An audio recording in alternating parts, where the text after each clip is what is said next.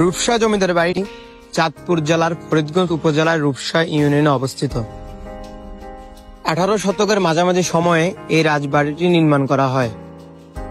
প্রায় 250 বছর আগে বংশাল গ্রামের বর্তমান খাজুরিয়া গ্রামের হিন্দু জমিদারদের জমিদারি পতন হলে ব্রিটিশদের কাছ থেকে এই জমিদারি কিনে নেন আহমেদ রাজা নামের একজন।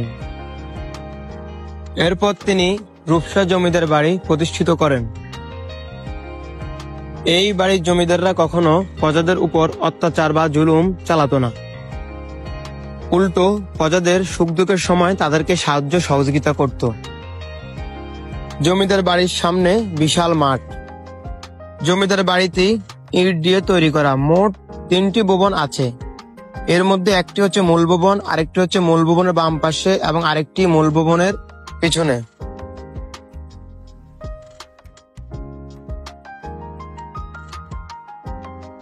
বর্তমানে মূল ভবনের একটি কক্ষ রূপসা ইউনিয়ন ভূমি অফিস হিসাবে ব্যবহৃত হচ্ছে।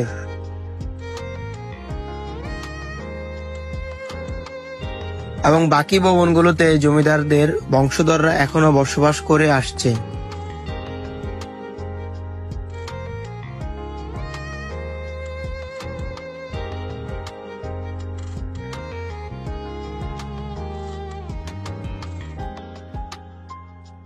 বাড়িটির প্রবেশদ্বারে রয়েছে ঘাট বাঁধানো বিশাল পুকুর, যেটি এখন সব ধরনের মানুষের জন্য উন্মুক্ত।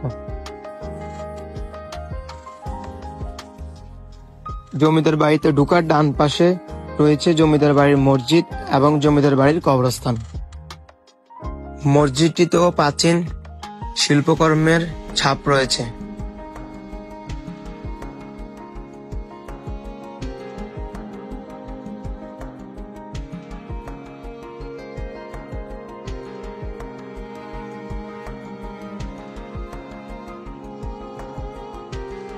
ফরিদগঞ্জের বাইরে থেকে যারা জমিদার বাড়িটি দেখতে আসবেন তারা সর্বপ্রথম চলে আসবেন চাঁদপুর ওয়ারলেস মোড়ে।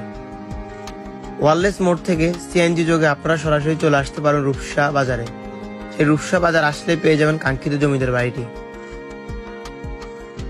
এছাড়াও যারা চাঁদপুরের বাইরে থেকে জমিদার বাড়িটি দেখতে আসবেন তারা বগদাদ কিংবা পদ্মা বাসের মাধ্যমে চলে আসতে পারবেন ওয়ারলেস মোড়ে। ওয়ারলেস মোড় থেকে সিএনজি যোগে চলে আসতে পারবেন রূপসা জমিদার বাড়িতে। এছাড়া চাইলে আপনারা বাইক দিয়ে খুব সহজে জমিদার বাড়িটি ভ্রমণ করে আসতে পারেন। ধন্যবাদ সকলকে। Stay with birds eye by Shakib.